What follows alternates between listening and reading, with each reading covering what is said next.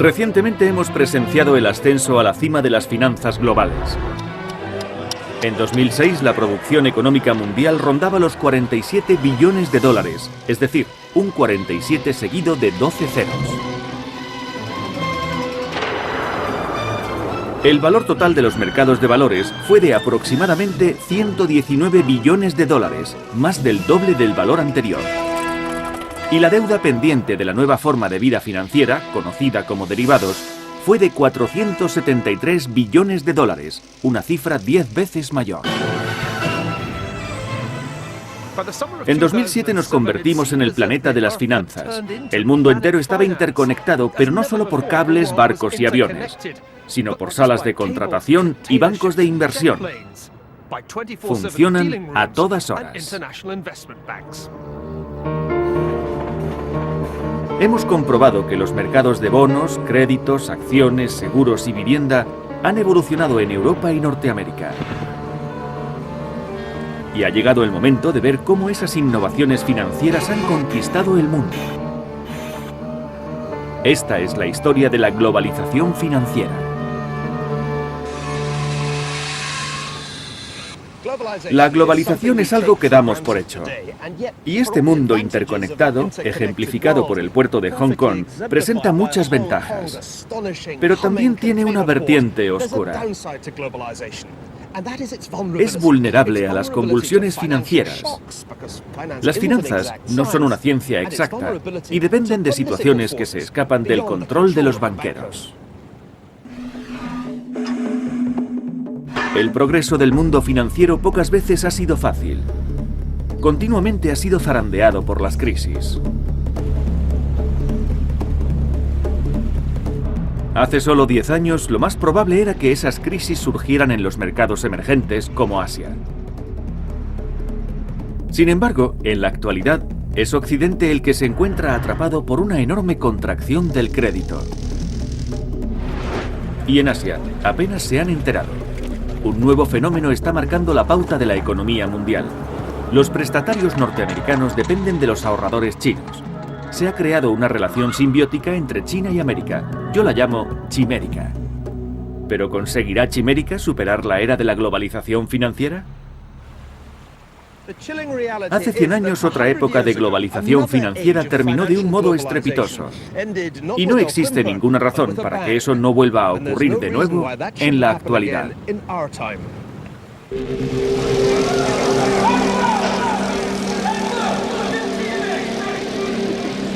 El poder del dinero. Chimérica.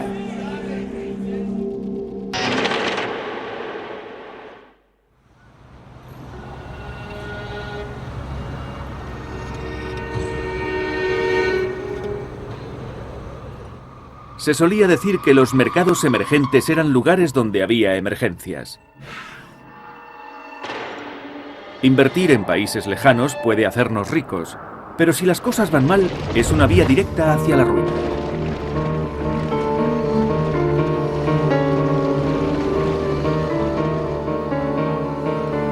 Por eso, muchos de los mercados emergentes actuales son realmente mercados reemergentes.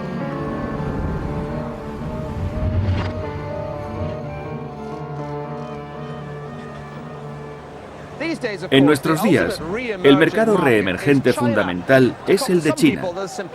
No existe límite para el dinero que se puede ganar aquí. En los últimos 20 años, el continente chino ha seguido el ejemplo de Hong Kong y ha experimentado un boom.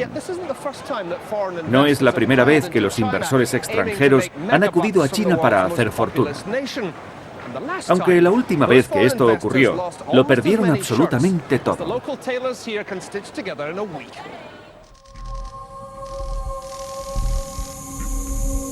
El problema de la inversión en ultramar es que resulta difícil para un inversor de Londres o de Nueva York saber qué intenta hacer un gobierno o una empresa al otro lado del océano. Si los prestatarios extranjeros deciden no pagar su deuda, ¿qué pueden hacer los inversores? Antes de 1914, la respuesta era simple pero efectiva.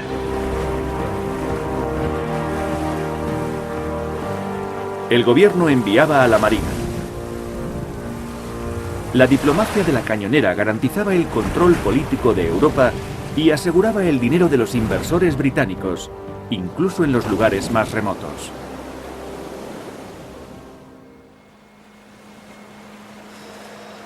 La Royal Navy poseía un poderío naval que hacía fuerte a la primera globalización.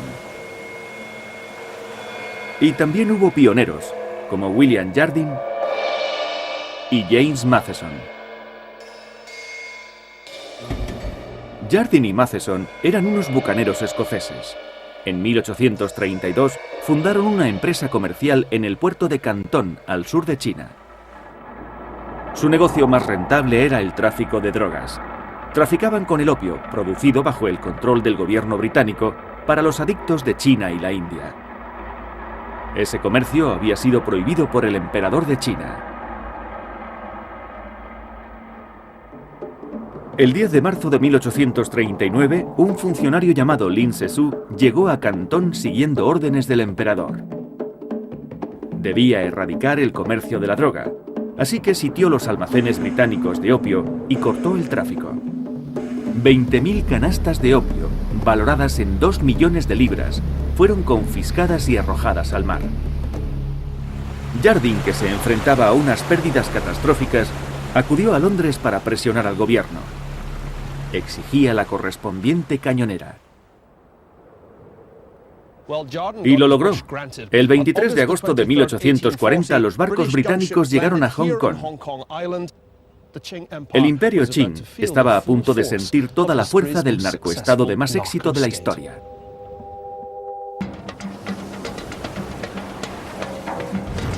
Tal como Jardine había supuesto, la Royal Navy acabó rápidamente con las defensas chinas. Con el suroeste de China bajo el control británico, el comercio del opio tuvo vía libre. La adicción a la droga se extendió y grandes sectores del país se rebelaron y entraron en la anarquía. Pero para Jardine y Matheson, con su oficina central establecida en Hong Kong, habían llegado los días de gloria de la globalización victoriana.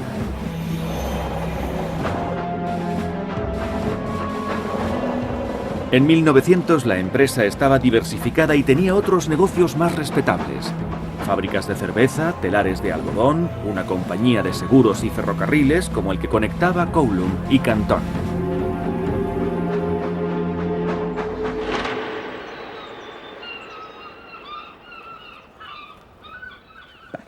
En 1913, los inversores de Londres se encontraron con grandes oportunidades en el extranjero, como demuestran los libros de contabilidad de Rothschild & Sons. En las páginas de 1913 aparecen unos 20 valores extranjeros diferentes, incluyendo bonos emitidos por Chile, Egipto, Alemania, Hungría e Italia. Además de 11 compañías ferroviarias que incluían 4 de Argentina, 2 de Canadá y el ferrocarril de Kowloon a Cantón.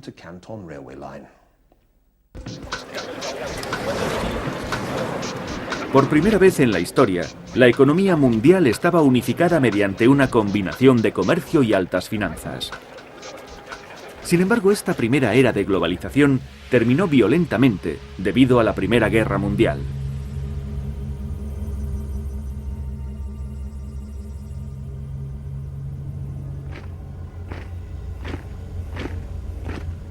El 28 de junio de 1914, el heredero de la corona austríaca, el archiduque Franz Ferdinand, fue asesinado en la capital de Bosnia, Sarajevo. Al principio, los mercados financieros lo consideraron un conflicto más en los Balcanes. Pero el asesinato provocó una reacción en cadena en el mundo de las finanzas.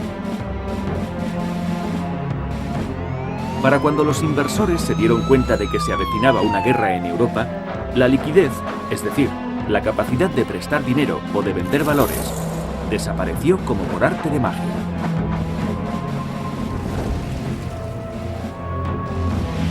La suspensión de las finanzas internacionales fue un duro golpe para la globalización. Es fascinante seguir el inicio de la Primera Guerra Mundial a través de las páginas financieras del Times de Londres. Hasta el 22 de julio de 1914, nadie pensó que el asesinato del archiduque Franz Ferdinand, ocurrido 3 semanas antes, podría acarrear graves repercusiones financieras.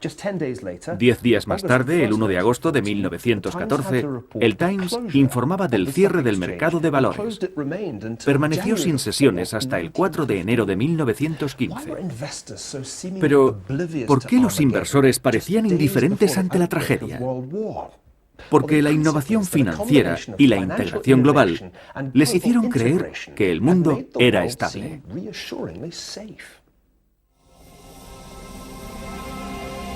Las luces de los mercados financieros estuvieron en verde hasta la misma víspera de la guerra. De esto podemos aprender una lección. Se tardó toda una generación en dar paso a la primera globalización, pero desapareció en cuestión de días. Y se tardó más de otra generación en reparar los daños provocados por la guerra en agosto de 1914.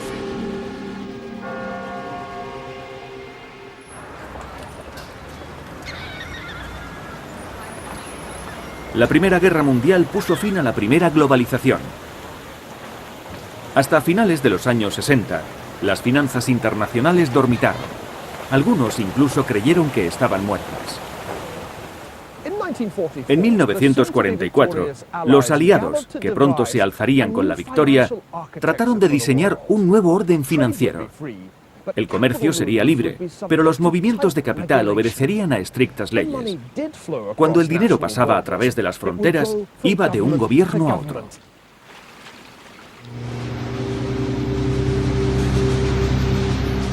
El nuevo orden financiero creó en Washington 2 instituciones supervisoras: el Fondo Monetario Internacional y el Banco Internacional para la Reconstrucción y el Desarrollo, más tarde conocido como el Banco Mundial.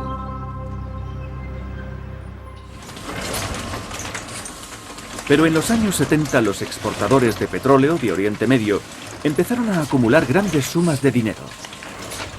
Los banqueros occidentales deseaban reinvertir el dinero en préstamos y las dos instituciones supervisoras relajaron su control. La globalización volvía a nacer.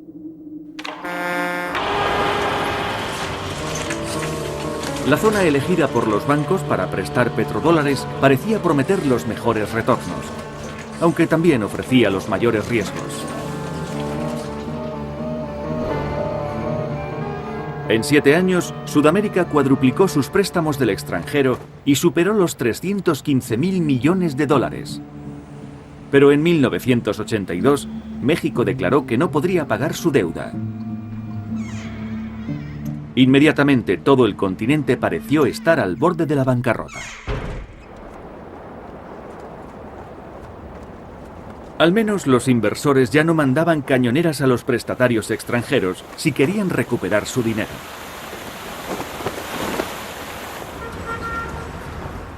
La responsabilidad de esa crisis recaía sobre el Fondo Monetario Internacional y el Banco Mundial, que no tenían buques de guerra.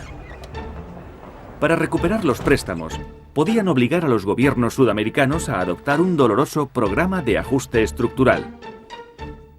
Es decir, impondrían la disciplina fiscal. Los economistas norteamericanos consideraban adecuados aquellos programas, aunque no todos estaban de acuerdo. Para los críticos de las finanzas globales, las dos instituciones supervisoras del orden se estaban transformando en sicarios económicos. Ponían una pistola financiera en la sien de los gobiernos del tercer mundo.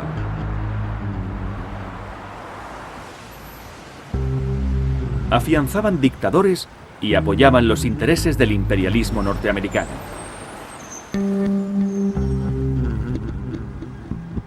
Nadie podía resistirse a los sicarios. Y las teorías de las supuestas conspiraciones florecieron en el movimiento antiglobalización. Según una de ellas, dos líderes sudamericanos, Jaime Roldós de Ecuador y Omar Torrijos de Panamá, fueron asesinados por resistirse a las demandas del imperialismo norteamericano. Pero respecto a la conspiración por parte del Banco Mundial y del Fondo Monetario Internacional, hay algo que no encaja. Estados Unidos no había prestado mucho dinero a Ecuador y Panamá. Durante los años 70, solo representaba el 0,14% de las garantías de Estados Unidos. Y tampoco le compraban tanto, solo el 0,4% de sus exportaciones. No son cifras que induzcan a matar. Al menos no se puede afirmar que el Fondo Monetario Internacional patrocinara los asesinatos. Sin embargo, en esta nueva fase de la globalización, surgió un sicario económico mucho más factible. Su arma era financieramente letal: los fondos de cobertura. Los hombres que manejaban los fondos de cobertura intimidaban precisamente porque no necesitaban recurrir a la violencia para lograr sus propósitos. Su contribución a la globalización consistió en acelerarla. Mientras que el Banco Mundial presta dinero durante años, los fondos de cobertura suelen hacerlo solo durante semanas o días. Y el gran maestro de los nuevos sicarios de la economía fue George Soros. Era un judío nacido en Hungría, educado en Londres y con residencia en Nueva York. George Soros aportó una nueva teoría al mundo de las finanzas.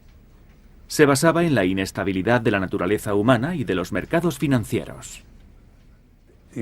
A veces nuestro comportamiento tiene consecuencias no deseadas y por eso los resultados no se corresponden con lo que esperábamos.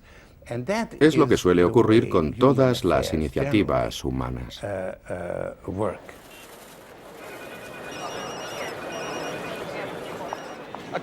Según la teoría de Soros, los mercados financieros no son totalmente eficientes y mucho menos racionales. Y los precios son solo el reflejo de la ignorancia y de las tendencias de millones de inversores. De acuerdo con Soros, los mercados pasan por ciclos de expansión y de caídas porque el comportamiento humano es proclive a la euforia y al abatimiento.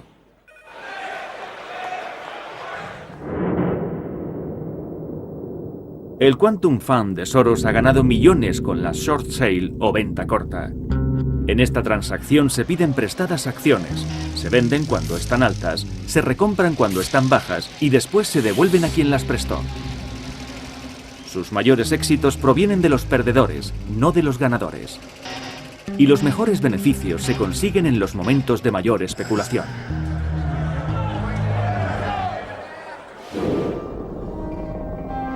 El 16 de septiembre de 1992, cuando la libra británica pasaba por una mala situación, Soros le hizo una jugarreta al Banco de Inglaterra.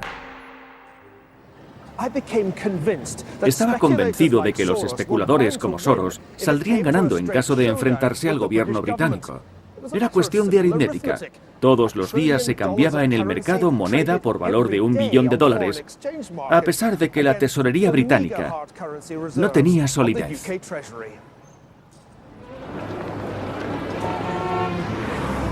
En aquel momento la libra británica estaba fuertemente ligada al marco alemán por medio del mecanismo europeo de cambio. Los intereses subieron en Alemania debido al alto coste de la reunificación. Y por tanto, también subieron en Gran Bretaña, perjudicando a propietarios y empresarios. Soros previó que el ministro de Economía británico, Norman Lamont, se retiraría del mecanismo europeo de cambio y devaluaría la libra. Fue la mayor apuesta de Soros. Estaba tan seguro de que la libra iba a devaluarse que apostó $10.000 millones, mucho más que el capital de su fondo. La relación riesgo-recompensa era desproporcionada. Por eso era un buen momento para especular o para hacer una inversión a corto plazo, por ejemplo en la libra.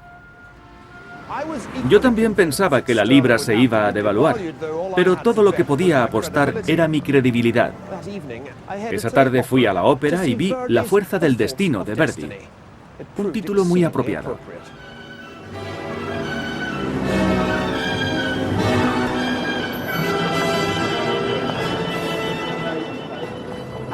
En el intermedio se anunció que el ministro de Economía había declarado que Gran Bretaña se retiraba del mecanismo europeo de cambio.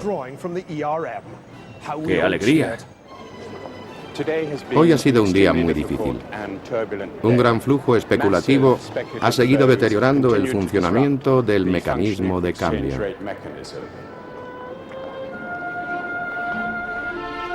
Soros ganó ese día $1.000 millones, que solo representaban el 40% de los beneficios anuales de su fondo. ¿Sintió que triunfaba cuando se hizo realidad su pronóstico y obtuvo tantos beneficios?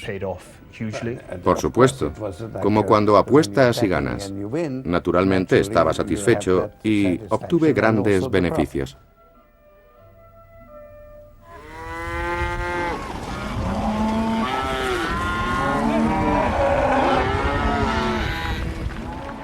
Soros le debía su éxito a una especie de instinto que predijo cómo se movería el rebaño electrónico.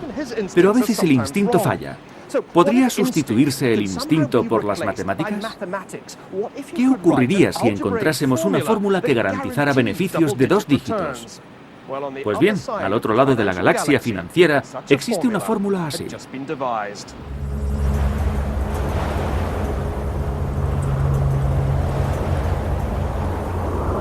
Al mismo tiempo que la nueva globalización fomentaba el comercio y el crecimiento, también aumentaba la vulnerabilidad a las convulsiones financieras que se extendían por el mundo.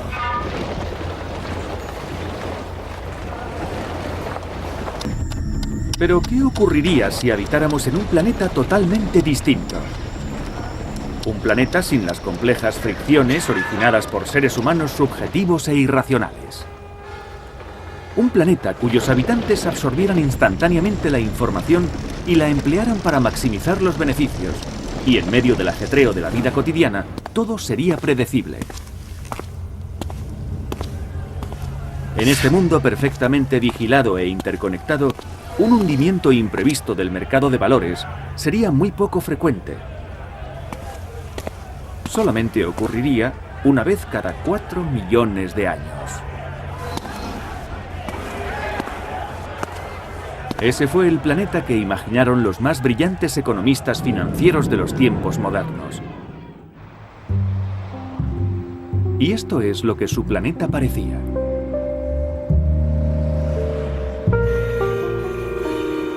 En 1993, 2 genios matemáticos fueron a Greenwich, Connecticut, con una gran idea.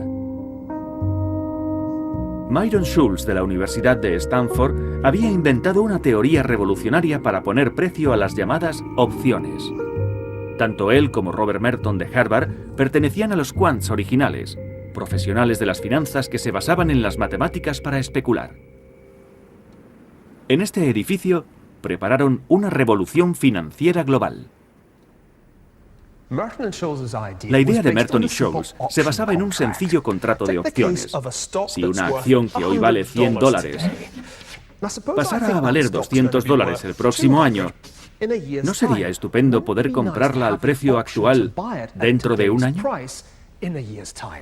Si no me equivoco, se conseguiría un beneficio neto de $100. Y si me equivoco, ¿qué importa? Solo era una opción.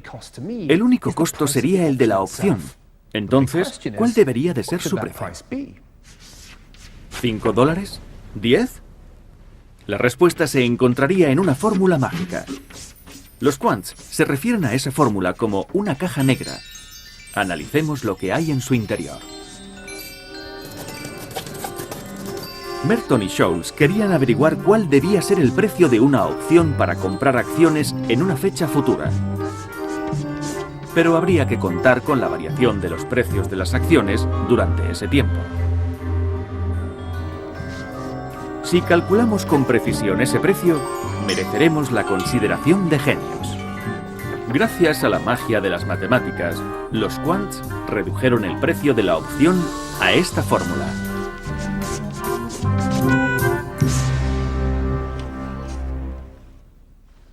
¿Están confusos? ¿Creen que el álgebra es difícil? Para los quants resultaba sencillo. Y para conseguir dinero necesitaban mercados con personas que no supieran valorar las opciones. En los primeros 2 años, la compañía de Merton y Scholes, Long Term Capital Management, ganó una fortuna vendiendo opciones que nunca fueron ejercidas. Los compradores no acertaron en su predicción. También arrasaron comprando valores de toda clase que los más previsores no consideraron rentables. Sin duda, fue el mejor momento para los vendedores de coches de lujo de Greenwich. Pero para generar esos inmensos beneficios, en Long Term tuvieron que pedir dinero prestado. Así podían apostar algo más que su dinero personal. En agosto de 1997, el capital del fondo estaba por debajo de 7.000 millones de dólares. Pero los valores financiados con los préstamos ascendían a 126.000 millones. Se podría pensar que Merton y Scholes se habrían asustado ante semejante deuda, pero no fue así. De acuerdo con su fórmula matemática mágica, no existía el menor riesgo en una apuesta tan fuerte. Además, Long Term se dedicaba a otras estrategias sin conexión entre sí. Alrededor de 100 con más de 7.600 posiciones diferentes. Es posible que una o dos salieran mal, pero todas sus apuestas no podían ir mal al mismo tiempo. Long Term trabajaba en mercados de todo el mundo, pero su negocio principal era vender opciones en los mercados de valores europeos y norteamericanos. Opciones que se canjearían si en el futuro los precios de las acciones variaban mucho. En su momento, los altos precios de las opciones indicaban que los mercados iban a ser particularmente inestables.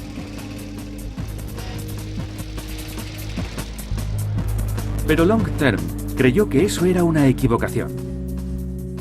De acuerdo con sus predicciones, la inestabilidad del mercado disminuiría. Y por tanto, las oportunidades de que los inversores ejercieran sus opciones serían bajas también. Así que Long Term acumuló opciones y las vendió baratas. ¿Les parece arriesgado? Estimaron que la probabilidad de que su maniobra saliera mal era de 1 entre 10 elevado a 24. En otras palabras, prácticamente cero. Parecía que estuvieran en otro planeta, lejos de los altibajos de los mercados terrenales. Los fundadores de Long Term eran considerados un equipo de genios, y en octubre de 1997, Merton y Scholes recibieron el Premio Nobel de Economía.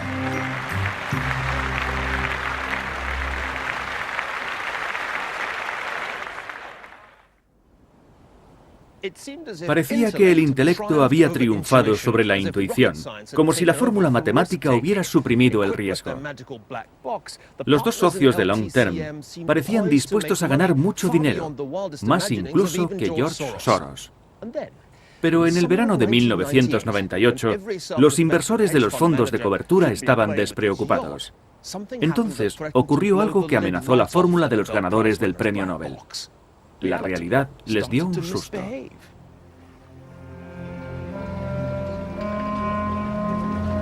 En la evolución, las grandes extinciones suelen producirse por catástrofes exteriores, como un meteorito.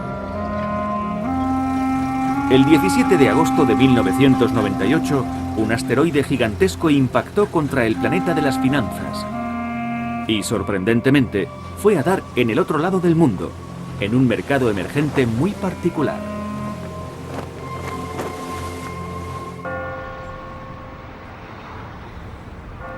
Debilitado por los levantamientos políticos, con menores ingresos por el crudo y con una mala privatización, el sistema financiero ruso se desmoronó. Su gobierno se vio forzado a no pagar la deuda, infundiendo inestabilidad al sistema financiero global, y el mercado de valores se vino abajo. ¿Se acuerdan de aquellas opciones que Long Term había vendido? Se basaron en que el mercado de valores no sería inestable, y creyeron que nadie las ejercería. Bueno, entonces lo hicieron. Los quants predijeron que era improbable que Long Term perdiera más de 35 millones de dólares en un solo día.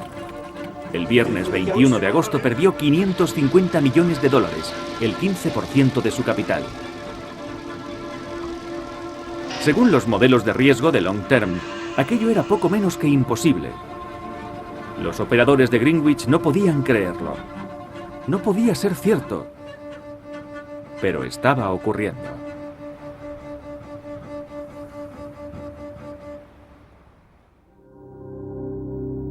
Al finalizar el mes, Long Term había perdido un 45% de su capital. Su única posibilidad era buscar un padrino que los rescatara. Y el padrino más poderoso era, por supuesto, George Soros. Fue una humillación para los quants del planeta de las finanzas. Debían suplicar un rescate al profeta de lo irracional y lo inestable. Debió de ser una reunión muy tensa. ¿La recuerda? Sí, me reuní con él. Vino a desayunar, pero yo no me sentí incómodo en ningún momento. Sé que él estaba tenso, pero yo no. No iba a prestarle el dinero. No hubo padrino para Long Term. Me pareció demasiado peligroso. Además, no tenía capital suficiente. Realmente, se requería la acción coordinada de todos los bancos para respaldar a Long Term.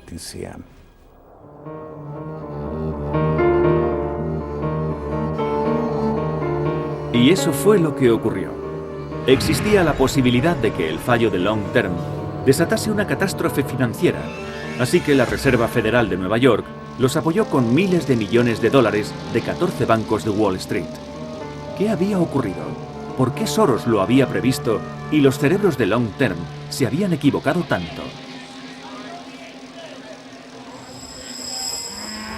El frío y racional planeta de las finanzas seguía dependiendo del planeta Tierra, habitado por seres humanos con mentalidad de rebaño.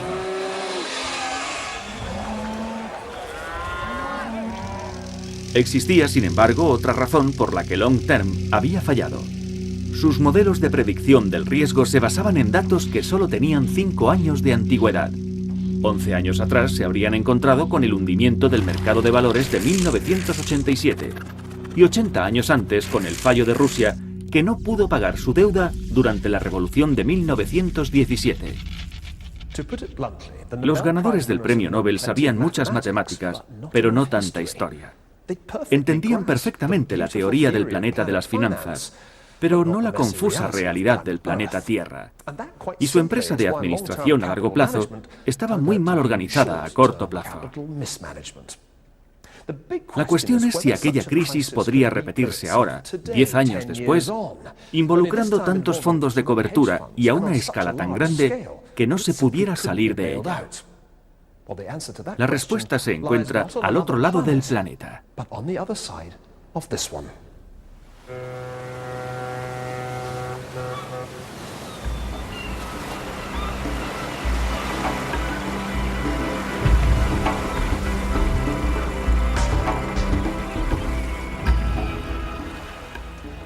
Para algunos, la historia de las finanzas es casi historia antigua, como la de la China imperial. Algunos operadores jóvenes ni siquiera recuerdan la crisis asiática de 1997. De hecho, empezaron a trabajar después del año 2000. Entonces, los mercados de valores estaban al alza en todo el mundo, igual que los mercados de los bonos y los de las materias primas. De hecho, cualquier valor estaba en alza, y con ellos los productos que se demandan cuando los bonos están altos, como los buenos vinos y los yates.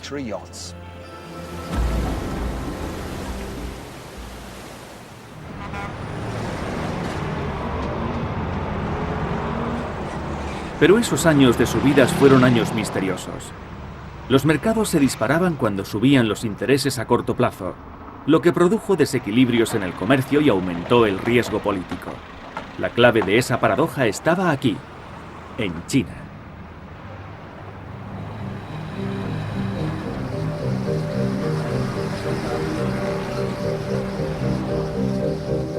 Esto es Chongqing, en la orilla del río Yangtze.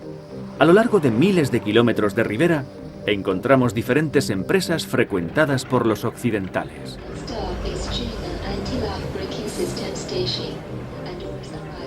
Además, Chongqing es la ciudad de mayor crecimiento del mundo.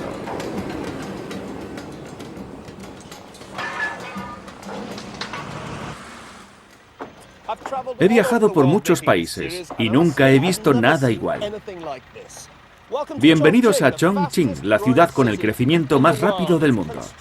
Es el paraíso de la construcción. Detrás de mí verán uno de los 30 puentes que están levantando. Y allí abajo uno de los 10 ferrocarriles.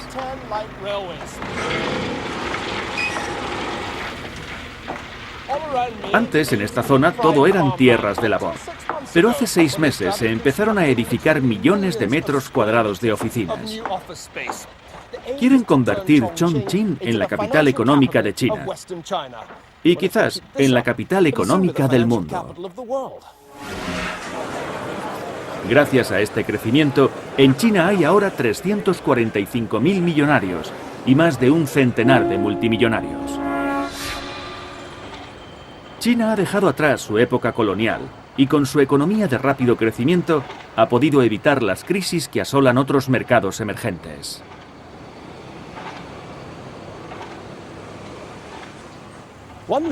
China también ha evitado las crisis porque la mayoría de sus inversiones no han sido financiadas por extranjeros, sino por los ahorros chinos. Ha habido inversión extranjera, pero la mayoría en forma de fábricas que en tiempos de crisis no se pueden liquidar fácilmente. Tan grandes eran los ahorros chinos que han dado un giro a la globalización. Antes eran los occidentales los que prestaban dinero a los asiáticos. Pero ahora son los chinos los que prestan dinero a los norteamericanos. Bienvenidos al nuevo país de China y América, Chimérica.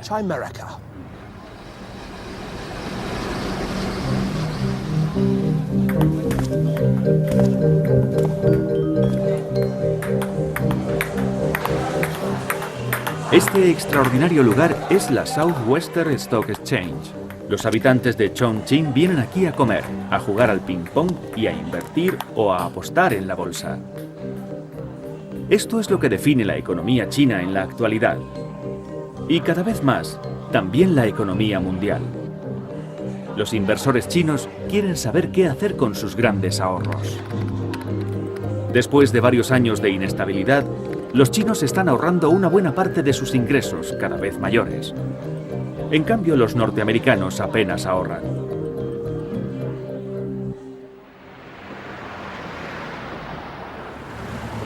Los chinos tienen tanto capital acumulado que por primera vez en siglos el dinero no fluye del oeste al este, sino del este al oeste. Y se trata de un flujo considerable.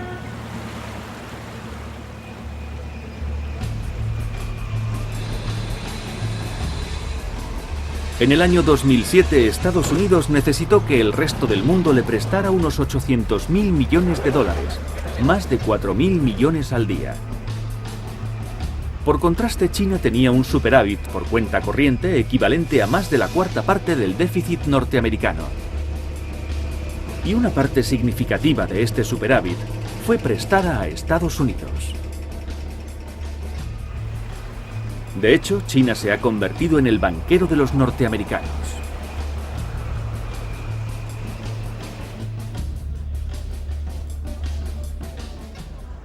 Puede parecer algo extraño. El norteamericano medio cuenta con unos ingresos de aproximadamente $44.000 al año, mientras que en China, a pesar de los empresarios multimillonarios y de los ostentosos edificios de Chongqing, la media de ingresos es de solo $2.000. ¿Por qué China presta dinero a Estados Unidos, que es 22 veces más rico? Hay un motivo.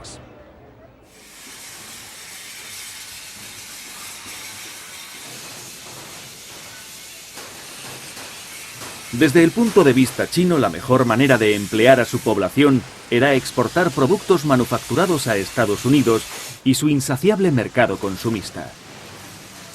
Pero para que sus exportaciones fueran baratas, China tuvo que impedir que su moneda se reforzara frente al dólar y compró miles de millones de dólares en los mercados mundiales. Hasta hace poco esto parecía beneficiar también a Norteamérica. En Estados Unidos, la forma más fácil de enriquecerse era importar productos chinos a gran escala y venderlos en grandes superficies. Empresas como Walmart han obtenido grandes beneficios, ya que han recurrido a fuentes como China con su barata mano de obra. Solo en 2006, Walmart gastó unos 9.000 millones de dólares en productos chinos. Pero al mismo tiempo vendió miles de millones de bonos al Banco Popular de China. Así, además, han podido disfrutar de intereses muy bajos. Esta situación se llama win-win y ambas partes salen ganando. Este es el maravilloso país dual de Chimérica, responsable del 33% de la producción económica mundial y de más de la mitad del crecimiento global en los últimos 8 años.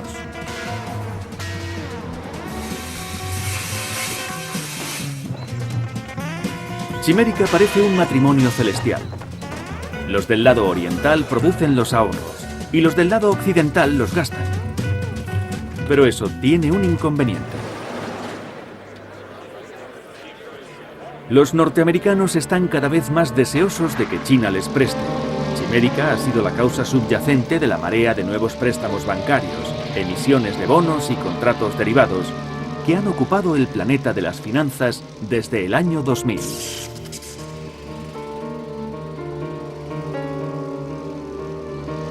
Y a su vez, ha sido la razón por la que el mercado hipotecario norteamericano, que tenía tanta liquidez en 2006, concediera créditos subprime a personas sin ingresos y sin valores, los ninja.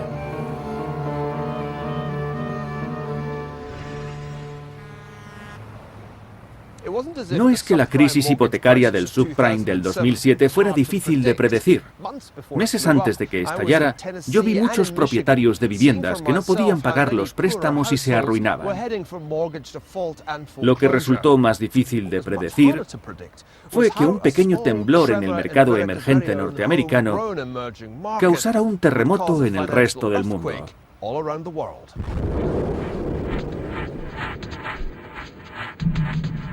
No muchos pudieron adivinar que la falta de pagos de las hipotecas subprime iba a conmocionar el mundo, que un banco británico sufriría su primera caída desde 1866, o que uno de los grandes bancos de inversión norteamericanos, el Lehman Brothers, quebraría. Y no muchos entendieron que cuando otros bancos empezaron a amortizar miles de millones de pérdidas, el préstamo interbancario se estancaría y la tesorería americana propondría inyectar 700.000 millones de dólares al sistema financiero.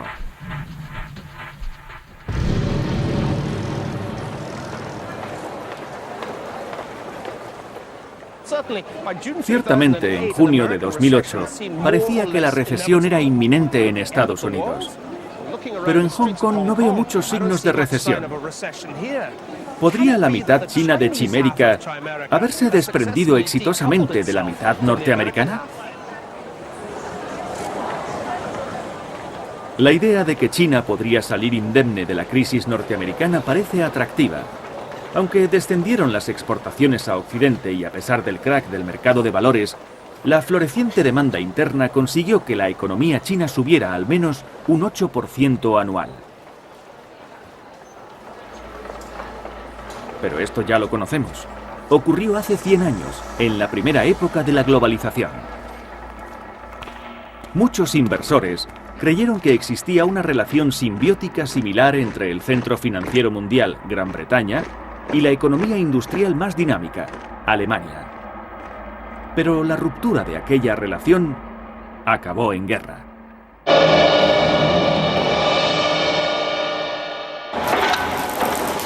Ahora, igual que antes de la Primera Guerra Mundial, una delgada línea separa la simbiosis de la rivalidad. Según algunas estimaciones, el Producto Bruto de China podría sobrepasar el de Estados Unidos en el año 2027. Algunos críticos del comercio libre opinan que no quedará nada de la industria norteamericana. Y cuanto más empeoren las cosas en Estados Unidos, más fuertes serán las quejas.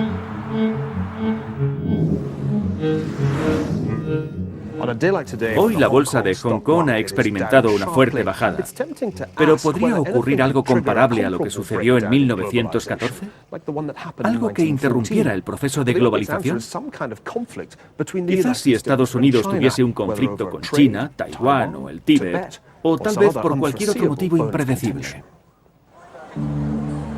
Lo que empezó como una competición olímpica podría acabar en un grave conflicto si los chinos deciden cortar sus líneas de crédito al imperio norteamericano. Puede ser que Chimérica no sea más que una quimera, la bestia mítica de una antigua leyenda que tenía cabeza de león, cuerpo de cabra y cola de dragón.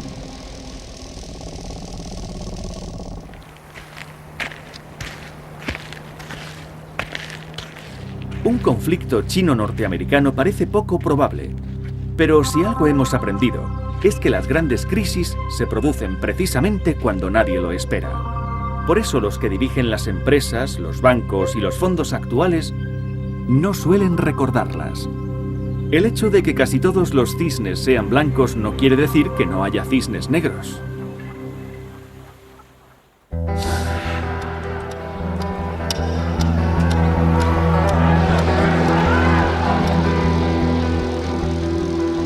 El mundo financiero actual es el resultado de 4 milenios de evolución económica.